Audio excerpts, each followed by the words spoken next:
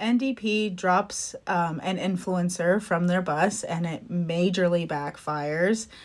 The left are defending the indefensible once again, and Pierre suffers smear campaigns from so many people in Canada. It is alarming. Okay, so welcome back to the Freedom Pies podcast. I'm your host, Jamie B. Don't forget to like, comment, and subscribe. I'm more quiet today because my entire family is home and it is Sunday. It is my skincare routine day. I am in my cozies, okay? So I am bringing you this report.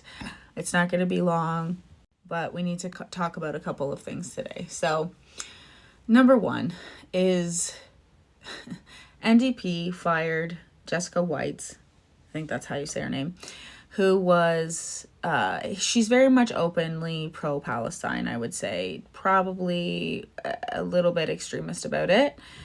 But that's the thing with the NDP, is that they've been promoting extremist ideology for a long time. Now, I don't agree with Jessica Whites in the way that she treats people who vote conservative. She very much says, like, people who vote for conservatives are fascists, all of these different things, and I don't agree with that. But it seems very strange to me that the NDP would let her go, because now the internet is backfiring. There are tons of videos defending Jessica, telling the NDP what a mistake they made. So I'm not sure if this is going to affect them. It would be very interesting to see after this weekend if they're going down in the polls even more.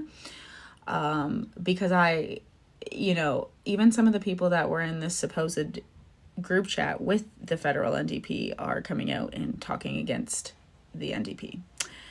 So that's what's happening in the NDP world. Jagmeet Singh says national rent control, and that's basically one of the only things that he has said so far. So isn't that very interesting?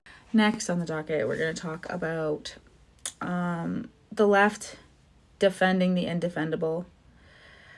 And here's the thing. I would be because if you actually look into Indigenous culture and all of the things that happened back in the day, you would know that they are very diplomatic and peaceful with the way that they actually did handle things versus what the government of Canada would have liked you to believed about them. And trust me when I say that they have the language that they used for Indigenous people always alarmed me when I would read back, because you guys know it was like a whole journey for me to ask my grandparents, like, did Grandma and Papa know about what was going on, blah, blah, blah, and they had no idea. They were just coming here for a better life.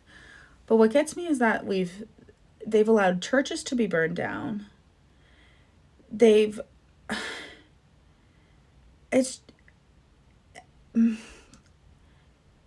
made, basically, people in Canada hate people who are religious now because of that.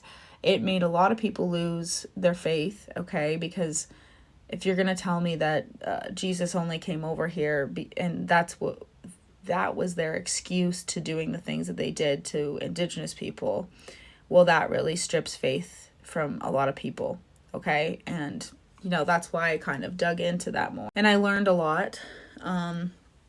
But the left is defending Mark Carney's dad being a principal there. You can't make it up. You can't make it up. They do land acknowledgements. They have been they have been putting children in parades and making them wear blue shirts so they identify children as colonizers. They genuinely tell kids that if they are white, they are white supremacists from birth and racism is just baked into them and that they are bad people and that they need to unlearn this, and that the next step of unlearning that is to shame them. And how do you do that? Well, you bring them to a protest and force the white kids to wear a certain color of shirt to represent the colonizers. That has happened in Canada, okay? They have burned down churches. They have made people lose their jobs. They have done the most despicable things, but what bothers me the most is that they haven't done their research that they tell everybody else to do. If they did, they would know the horrors that can take place on both sides of the aisle with this government, okay? And they would be questioning a lot more of what the Liberals are doing right now and who they're involved with and what their family tree looks like, because when I learned about Indigenous people and what happened to them, a lot of the stuff was monarchy, like the Queen would go to these places, and it was just horrendous. It's horrendous. The things that I was reading, I genuinely was shocked. It shook me. And I remember in a couple videos ago, I said it shook me even more that a lot of these things were, these people were left-leaning who were writing all of these things. Just like it shocked me when I realized that the liberals were the ones that exploited the Dion quintuplet. And I was also in the left so much that I still have this weird brainwashing because I don't even want to talk about it because I'm not Indigenous. But I also am okay, but when all this happened, I learned about my history. I learned that I was from Scotland, Ireland, and my husband was Indigenous French and Hungarian, and we learned a bunch of different things from each culture that we implement in our lives now so that, we have some of our old culture into our new one, okay? Because when I realized that they took away the Indigenous people's culture, that sounds a bit familiar to me. And I realized that they were trying to do the same to us and making us feel guilty, making us feel all of these different things and trying to make racism happen again. just wild, okay? But it just bothers me so much that the left is just making excuses for this when they have done so much destruction in the name of these things, only for 3 years later for them to be like, yeah, it's okay he was a principal. It's okay that he said that Indigenous children from, their culture are socially, culturally the R slur. They can just listen to that, and because Carney said he was sorry or something like that, it's okay, right? This is so concerning to me because when I tell you that these people would have cheered on, Luigi Mangione, Mark Carney was higher in his position at Brookfield than the CEO that was taken out by Luigi. I seen a woman today with a picture of Mark Carney being like, oh, he's a cat guy. His dad was a principal at a residential school. What do you think is baked into this man from literal genetic birth? Okay? Because we are not responsible for things that the government took